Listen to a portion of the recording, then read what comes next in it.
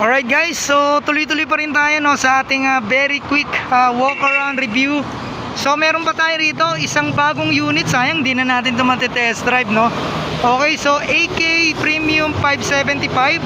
So kaka-launch rin lang nito sa Makina Moto Show. So gustuin ko ma-test drive pero parang wala kasi tayong dalang headcam sayang lang. So dito na lang, i-picture na lang natin. So naka Brembo caliper tayo dyan kung makikita nyo. Then naka inverted port. Syempre naka ABS yan. Grabe, laki ng gulong no. Ganda. So kala-lunch lang nito mabuti nga naihabol dito. Pero sayang hindi na rin natin matetest drive. So naka dual disc. Kung makikita nyo yan, dalawa yung disc nyan. Okay.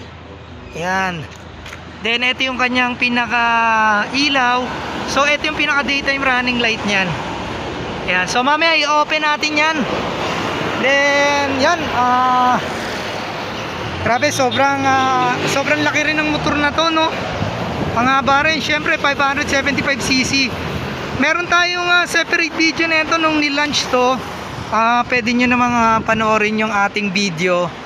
Yan, so yun, kung makikita nyo, ito yung kanyang panel. Ayan. So tignan nyo naman kung gaano kaganda no. Halos kompleto rin lahat. May TCS, may orasan, speedometer. So nandiyan dyan lahat. Okay, so malay mo yung mga susunod na dink na lalabas, ganito na rin no. Ganda. So nandito yung mga button nya. Ayan, sobrang dami ng button. Yan, so naka-adjustable din yung kanyang lever. Then dito meron siyang brake. Ang alam ko preno yan ano, yung parang ito yung kanyang mga button, sobrang dami. Okay, then dito yung kanyang tangke. Yan, dito yung lock, gasolina, dito nyo ipe-press.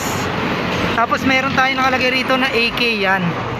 Okay, so pati yung upuan niya naka-camel back, AK Premium nakalagay. So guys, pasadaan lang natin to kasi hindi na rin natin to ma-testing. Gawa ng yun, wala tayong dalang headcam sayang. Okay, so yan, naka disc brake siya.